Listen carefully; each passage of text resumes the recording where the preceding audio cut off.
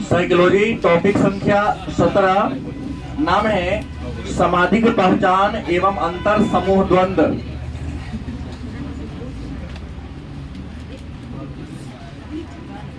सामाजिक पहचान एवं अंतर समूह द्वंद्व। सामाजिक पहचान क्या है या सामाजिक पहचान से आप क्या समझते हैं, इस टॉपिक को हम लोगों ने पूर्व में भी पढ़ा था। नहीं, सामाजिक पहचान एक छोटा सा प्रश्न है कि सामाजिक पहचान क्या है। सामाजिक पहचान हमें याद है कि हमने इसको पढ़ाया है। अनन्यता, अनन्यता का मतलब होता है पहचान। और अनन्यता दो प्रकार के होते हैं, एक व्यक्तिगत अनन्यता और एक सामाजिक अनन्यता। गलत कि सही? सामाजिक पहचान क्या है? तो वैसी स्थिति जिसमें कोई व्यक्ति अपने समाज में अपनी वास्तविक स्थिति को देखता है या देखने की कोशिश करता है कि समाज में हमारी स्थिति का सेंस होता है पहचान से। गलत कि सही? जब कोई व्यक्ति जिस समाज में रहता है उस समाज में अपनी उपस्थिति या स्थिति के बारे में जब मूल्यांकन करता है, जानता है या जानने का प्रयास करता है, तो उसी को हम कहते हैं सामाजिक पहचान। इसी को हमने पूर्व में पढ़ा था अनन्यता के सेंस में। क्या पढ़ा था? अनन्यता। और बताया था कि अनन्यता का मतलब होता है पहचान। और हमने कहा था अनन्यता दो प्रकार के होता है। एक होता है व्यक्तिगत अनन्यता और दूसरा होता है सामाजिक अनन्यता। व्यक्तिगत अनन्यता हमने कहा कि जब कोई व्यक्ति केवल खुद के बारे में, अपने बारे में, अपने विशेषताओं के बारे में, अपने गुण के बारे में मूल्यांकन करता है कि जैसे मैं अच्छा हूं, मैं कलाकार हूं, मैं संगीतकार हूं, मैं क्रिकेटर हूं, केवल मैं शब्द का प्रयोग करता है, अपने लिए अपनी विशेषताओं के बारे में गुणगान करता है, तो कहेंगे व्यक्तिगत अनन्यता हो। लेकिन कुछ ऐसा व्यक्ति है जो समाज से अपनी पहचान को दिखाता है। अपनी पहचान को किसे दिखाता है? समाज की पहचान के साथ अपनी पहचान को दिखाता है, तो उसे क्या कहते हैं? लेकिन यहाँ पढ़ना है मूल रूप से हमको अंतर समूह द्वंद्व पढ़ना है। इनको तो मैं पहले ही पढ़ लिया था। पढ़ना रियल में इस पाठ में क्या है? अंतर समूह द्वंद्व। नाम से क्लियर ये कर रहा है कि अंतर मतलब होता दूसरा, समूह का मतलब जानना है कि दो या दो से अधिक व्यक्तियों का संगठन क्या कहलाता है? समूह कहलाता है। द्वंद्व का मतलब आपसी विवाद, मतभेद। मतलब प्रश्न ये कहता है कि दो समूहों के बीच द्वंद्व कब होता है, अब द्वंद्व के पीछे रीजन क्या होता है। तो सबसे पहला हम लोग एक प्रश्न जानेंगे कि ये द्वंद्व है क्या? द्वंद्व क्या है? द्वंद्व का मतलब होता क्या है? तो वैसी स्थिति जिसमें कोई दूसरा व्यक्ति आपके किसी लक्ष्य को पूरा करने में बाधा उत्पन्न करता है। कोई एक व्यक्ति है जो आपके किसी लक्ष्य को पूरा करने में, किसी काम को पूरा करने में क्या पैदा कर रहा हो? विघ्न उत्पन्न कर रहा हो। तो उस व्यक्ति के प्रति आपके मन में जो भाव उत्पन्न होगा उसी भाव को कहेंगे हम द्वंद्व। क्या कहेंगे? मतलब कोई दूसरा व्यक्ति आपके किसी लक्ष्य को प्राप्त करने में बाधा उत्पन्न कर रहा हो, विघ्न उत्पन्न कर रहा हो, तो ऐसी स्थिति को हम क्या कहेंगे? क्या कहेंगे? द्वंद्व कहेंगे। जैसे उदाहरण में ले रहा हूं, हम बाहरी की बात नहीं कर रहा, केवल आपकी बात कर रहा हूं। क्या पिंटू कर रहा हूं? कितने भाई बहन हो तुम? कितने भाई बहन हो? एक भाई के बाद तो एक भाई। तो क्या तुम्हारी स्थिति क्या नंबर है? तो फर्स्ट है। जलन होता है दोनों बहन से? नहीं, झूठ मत बोलो। अभी झगड़ा होता तो वही ना हुआ, झगड़ा क्या होता है? है खाने पीने के लिए। खाने पीने के लिए। इसके मन में ये होता, बैठ जा, कर दिया, क्लियर करिए दिया ही। खाने पीने के लिए ठीक बोला, गलत नहीं बोला ये। कि मन में कई बार सोचता होगा वो दोनों ना रहती तो पूरा। गलत सही पिंटू सोचता है ना। अगर मान लो पिताजी ले 15 पीस रसगुल्ला लाए, तो 5 पीस तीनों को बटा जाएगा। गलत कि सही? पिंटू सोच लेता है कि अगर वो दोनों नहीं रहती तो 15 हो है? तो कुछ दिन के बाद तो ले के तो कुछ जाएगी। वही तो द्वंद्व है मन में, आपसी भाई बहन के बीच या मित्र के बीच।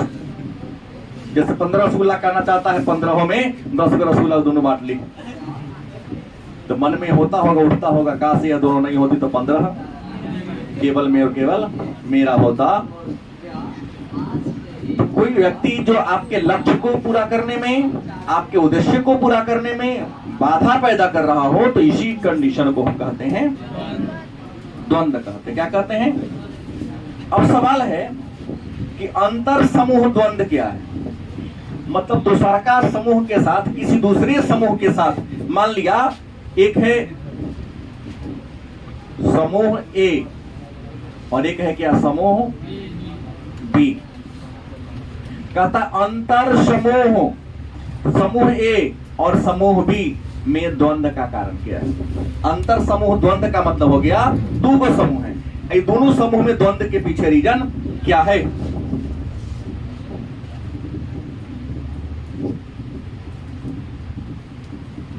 कोई कारण बता सकते हैं आप? यहाँ तो बहुत सारे कारण हैं। दो समूह के बीच, दो ग्रुप के बीच अगर विवाद होता है, द्वंद्व होता है, तो इसके पीछे रीजन है। पहला रीजन, समूह ए कहता है कि जो मेरे पास है वह बी के पास हो सकता है विवाद का कारण। अब बी कहता है कि नहीं, जो मेरे पास वह तुम्हारे पास। विवाद का पहला कारण, द्वंद्व का पहला कारण ये होगा। आप लोग भी अपनी मित्रता में करते कि हम तुमसे श्रेष्ठ है, तो कहते ना तुमसे मैं श्रेष्ठ हूं। मेरे कहने का सेंस, ग्रुप ए, समूह ए यह फील करता है, महसूस करता है कि जो मेरे पास है वह बी के पास, तो बी भी महसूस करता है कि नहीं, जो मेरे पास है वह ए के पास। तो अंतर समूह द्वंद्व का पहला कारण ये हुआ। पुनः दूसरा अंतर होगा कि समूह ए कहता है कि हमारे सभी सदस्य श्रेष्ठ हैं की तुलना में, बी के तुलना में। तो बी कहता है कि नहीं, हमारे सभी सदस्य श्रेष्ठ हैं की तुलना में। द्वंद्व तो होगा। मतलब तुम कहते हो कि मैं श्रेष्ठ हूं, अरे मैं झूठ नहीं बोलता, इसका मतलब तू, मैं झूठ बोलता हूं। विवाद यहीं से शुरू होता है। हम तो सच बोल रहे हैं, मतलब तू सच बोल दिया तो सामने वाला क्या बोल रहा है? आपने कहा कि मैं नहीं कहा था, कहने का मतलब तुम्हारा क्या है? पता है ना, ये कहता कि मैं एकदम सही बोल रहा हूं या बोल रही हूं, तो कोई ना कोई तो गलत होगा। तुम सही हो तो जो झूठ था वो गलत है। विवाद यहीं से शुरू हो जाता है। तीसरा अगर डिफरेंस की बात करते हैं, तीसरा अंतर कि समूह ए और समूह बी में संप्रेषण नहीं होगा। देखो, अगर दो समूह के बीच हमेशा बातचीत होता रहे तो कभी विवाद होगा ही नहीं। विवाद का मूल जरिया होता है संप्रेषण का अभाव।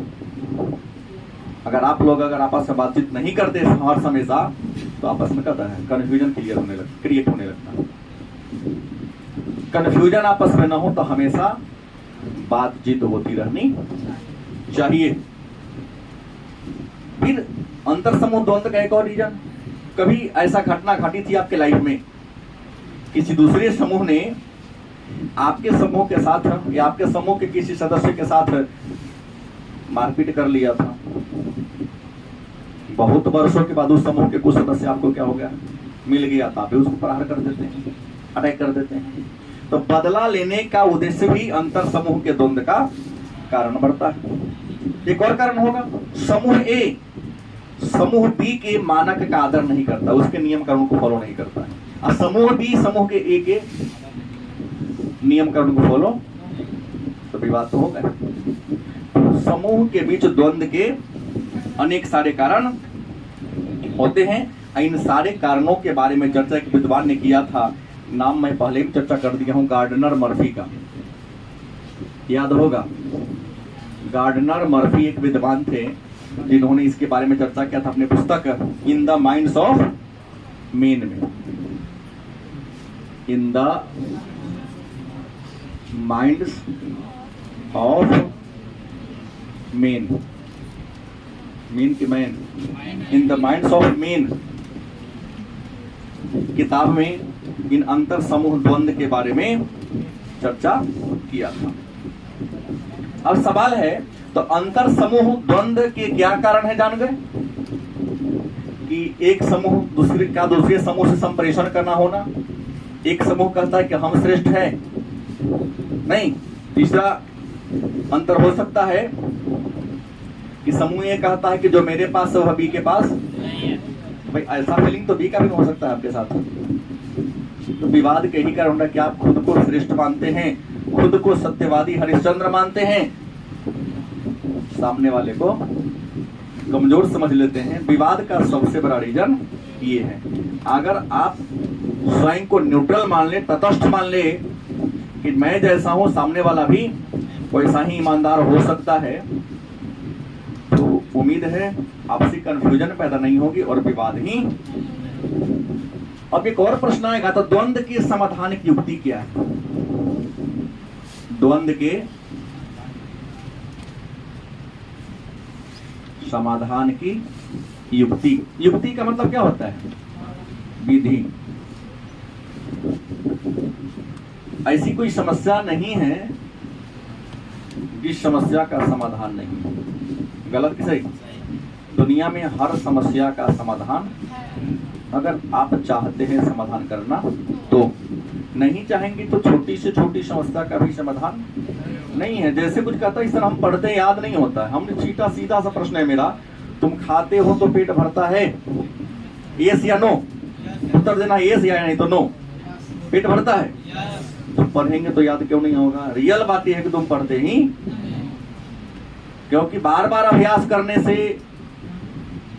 हर कुछ और काम हो सकता है, लेकिन आप तो अभ्यास ही नहीं करते हैं। गलत कि सही? धन्यवाद है माननीय नीतीश कुमार जी का। गांधी ने जातिवाद का विरोध किया, कल गांधी जयंती का अवसर पर जाति जनगणना का रिपोर्ट दे दिया। खुद बर्बाद हो गई। आर्थिक जनगणना ठीक था, समाज को कितना तोड़ेगा इसको ये औकात अपनी नीतीश कुमार की पता नहीं है। वोटर कितना है तो एक तरफ कहते जातिवाद को दूर करो, दूसरा अनुच्छेद 17 का तो उल्लंघन कर रहे हो और बढ़ा दिया जातिवाद को।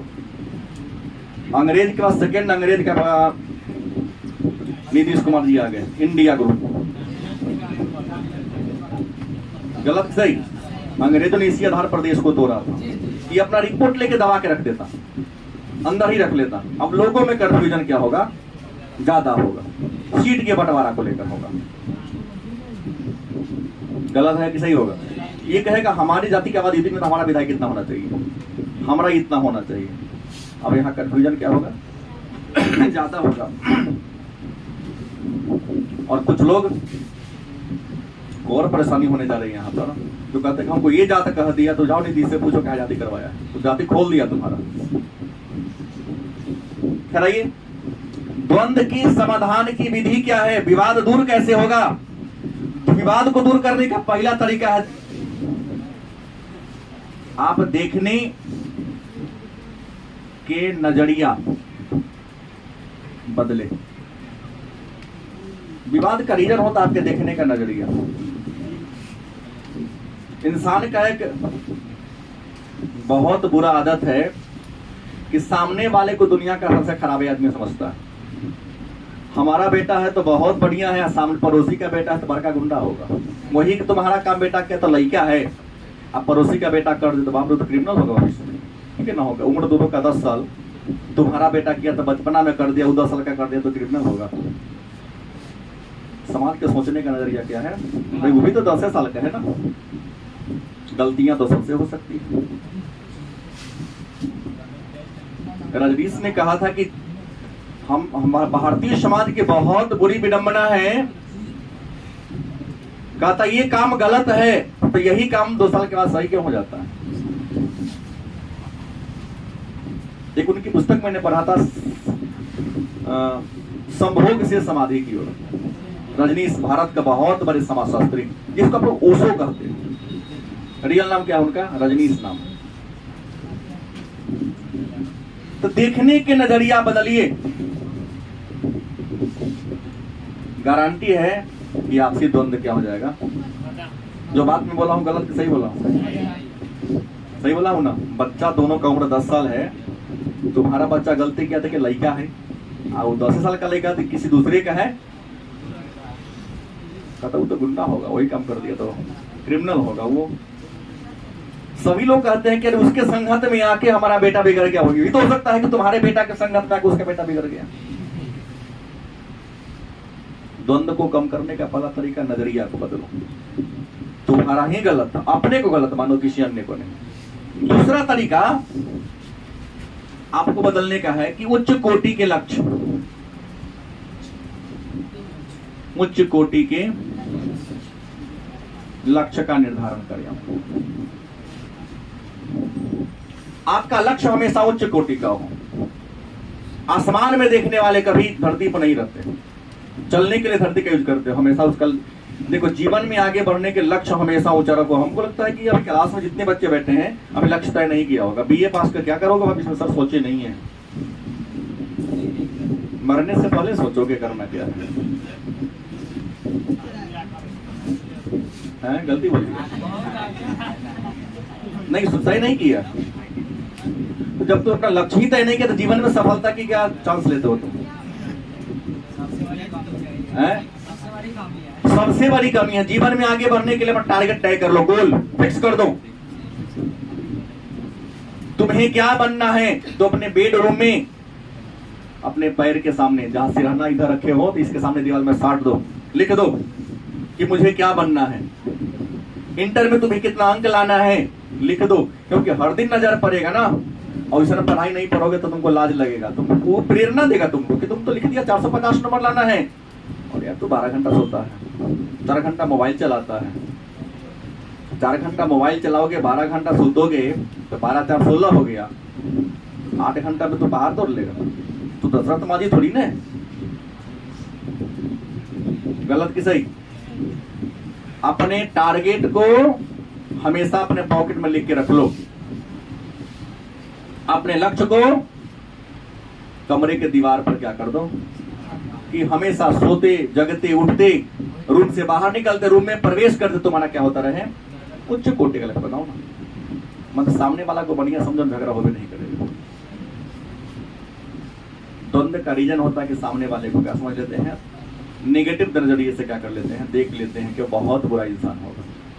और याद रखेंगे, जो आप देखते हैं हर बार वह सही नहीं होता है। तीसरा, अंतर समूह संपर्क में वृद्धि करना। अंतर समूह संपर्क में वृद्धि करना। देखिए, अगर आप दूसरे समूह से हमेशा संपर्क बढ़ाओगे तो गारंटी है जो आपका छोटा मोटा विवाद होगा वह विवाद क्या होगा, दूर हो जाएगा। आज हमारे समाज की सबसे बड़ी बुराई है कि अगर मेरे बारे में पता लगाना हो तो पड़ोसी से पूछे, करे कोई इच्छा तो नहीं, अरे हमसे पूछो करे। हो सकता है कि पड़ोसी का मेरे बारे में नजरिया ठीक ना हो, तो मेरे बारे में तुमको क्या कर देगा, गलत मैसेज दे देगा, गलत मैसेज देगा, तो हमारे प्रति तुम्हारा विचारधारा क्या हो जाएगा, गलत हो जाएगा, नहीं होगा। तो अंतर समूह संपर्क को क्या करो, बढ़ा दो।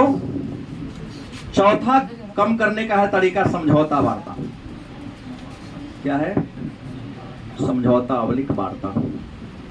सदस्यों के बीच क्या करो, समझौता वार्ता को बढ़ा दो। क्योंकि याद रखेंगे, हर समस्या का समाधान समझौता होता है। विवाद कितना ही बड़ा क्यों ना हो, अंत में वह विवाद समझौता पर ही आके टिकता है। लोग ग्राम कचहरी से मुकदमा शुरू करता है, सुप्रीम कोर्ट तक चल जाता है, एकदम मुकदमा का समाधान और अंत में सुप्रीम कोर्ट से लगता था गांव के 10 गो लोग मिल गए तो पहले ही काम काहे ना कर लिया। रुपया पैसा कोर्ट कचहरी थाना को दे के जो बर्बाद किया सो पहले ही पंच के बाद को क्या कर लेता, सलट लेता। पांचवा तरीका होगा कि समूह के सीमाओं का